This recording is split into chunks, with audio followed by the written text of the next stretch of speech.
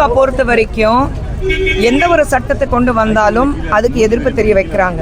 ஏன்னா அவங்களால பண்ண முடியாதது இன்னைக்கு சென்ட்ரல் கவர்மெண்ட் பண்ணிட்டு இருக்காங்க.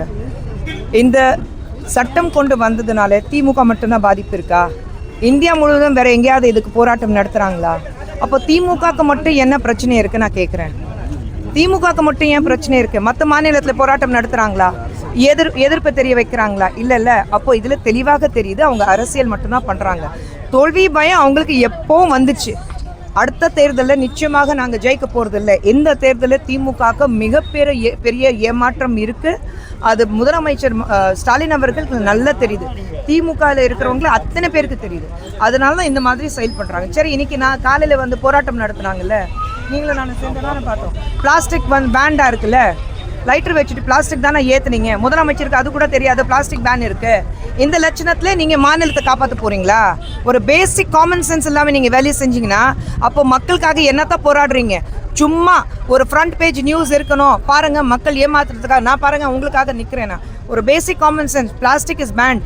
பிளாஸ்டிக்கே நீங்கள் பற்ற லைட்டர் வச்சுட்டு நீங்கள் பற்ற வைக்கிறீங்க. அப்போ இதுலேயே அவங்களுடைய செயல் எப்படி இருக்குது, மனநிலை எப்படி இருக்குது யோசிச்சு பாருங்கள். மகளிர் இடஒதுக்கீடு என்ற பேரில் மத்திய அரசு மறுவீர் சீரமைத்து கொண்டு வருவதில் நடிகர் கமல்ஹாசன் கருத்தை பதிவு செஞ்சார். இதை பற்றி உங்கள் கருத்து என்ன? அவர் பேசுவாருங்க. அவருக்கு வந்து திமுக தான் பதில் சொல்லணும். கமல் சார் அவர்களுக்கு அவர் இந்த தேர்தலில் போட்டியிடல, ஸோ அவர் பற்றி பேசணும்னு அவசியமே இல்லை. கடந்த கால சில நாட்கள்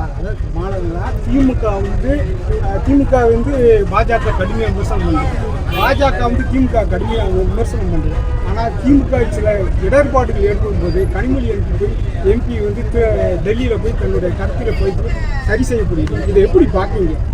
இல்லை, இன்றைக்கி இருக்கிற காலத்தில் நீங்கள் பார்த்தீங்கன்னா திமுகலேருந்து எல்லாரும் வந்து மூத்த தலைவர்கள் பார்த்துட்டு தகாத வார்த்தையால் பேசுகிறது அது பழக்கமாகி போச்சு. அவங்களுக்கு கேட்குறதுக்கு ஆள் இல்லை, அவங்க நினச்சிட்ருக்காங்க.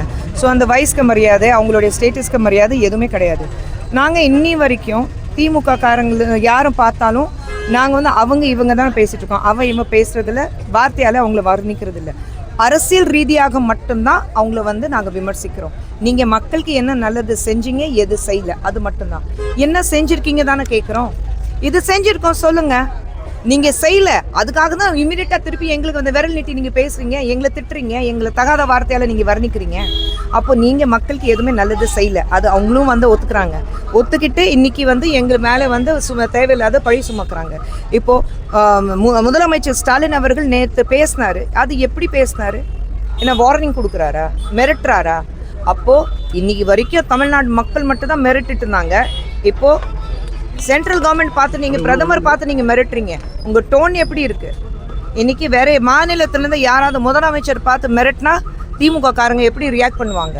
நாங்கள் இன்னும் ரியாக்ட் பண்ணலை. ஏன்னா எங்களுக்கு சொல்லி கொடுத்தது மரியாதை, சரிங்களா? ஆனால் சுயமரியாதை சொல்லி கொடுத்தவர் டாக்டர் கலைஞர் அவருடைய ஆட்சி இருக்கும்போது இன்னைக்கு சுயமரியாதை மறந்துட்டு இந்த மாதிரி அவங்க வந்து தகாத வார்த்தை, ரொம்ப கேவலமான வார்த்தைகள் பயன்படுத்திட்டு, முதலமைச்சர் மட்டும் இல்லை சுற்றி இருக்கிற அத்தனை பேரும் இந்த மாதிரி பேசும்போது டாக்டர் கலைஞருடைய திமுக எங்கே இருக்குது, எங்கே வந்து அவருடைய சேர்த்து புதைச்சி இவங்க வச்சுருக்காங்க, அவ்வளோதான்.